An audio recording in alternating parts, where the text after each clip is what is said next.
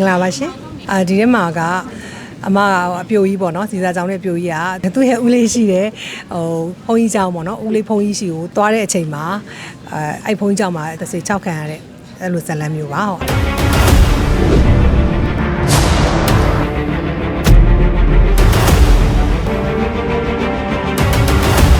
အမတို့ရိုက်တဲ့ကြောင်ကြီးကနှစ်ပေါင်း200နီးပါးရှိပြီပေါ့နော်အခုဆိုရင်အဲ့ကြောင်ကြီးကမီးလောင်ပြီးတော့ပျက်စီးသွားပြီတကယ်ရှေးအောင်ကြောင်ကြီးပေါ့နော်အဲ့ကြောင်ကြီးမှာရိုက်တဲ့အချိန်မှာချောင်ကသူကonline ပေါ်မှာသူကတရေရှာတဲ့ဖွဲ့ပေါ့နော်အဲ့ဖွဲ့ကအမတို့ကားရဲ့စက်ဝင်ငန်းထဲမှာပါတယ်အဲ့တဲ့ခါကျတော့သူတို့ရှိမှာပါတယ်စက်တွေနဲ့စမ်းတဲ့ခါမှာဒီမှာပရရောဂါသားတွေရှိတယ်ဆိုတော့အချက်ပေးတဲ့ဟာမျိုးတွေအမတို့ကိုယ်တိုင်တွေ့ခဲ့ရတယ်မြင်ခဲ့ရတယ်ကြားခဲ့ရတယ်ပေါ့နော်ဒီမှာတကယ်ရှိတာရှိတယ်လို့ပြောတာဒီတော့ဟမ်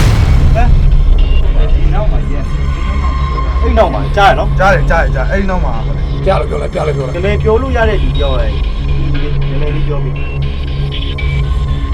ရင်းခပ်ပါကြားတရက်ခွဲကြားတယ်အဲ့လိုပဲရှိသေးတယ်ဟိုဘာလဲဖြာရုပ်ဆွဲလိုက်တဲ့အတိုင်းလားဖြာလို့တော့ခဏလေးနော်ပြန်လို့ကြည့်တယ်နော်အဲ့တော့ပြန်လို့ကြည့်လာကြဟေးလာကြ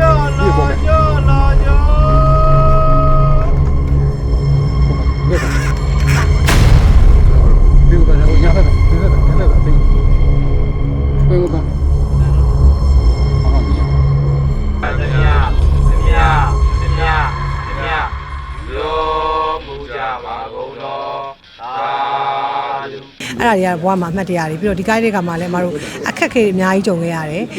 ဒီလိုယုံတင်နိုင်မှုအထိပေါ့နော်အများကြီးစူးစမ်းခဲ့ရပါတယ်ဟုတ်ဘာလဲခေါင်းတွေပေါ့ဟုတ်ကဲ့ပါအမတို့ကဒီကားကြီးကရတဲ့အမျက်ငွေ100%ကိုငရင်ဘေးသစ်ပြည်သူတွေကိုထိထိရောက်လှူဒန်းသွားမှာပါ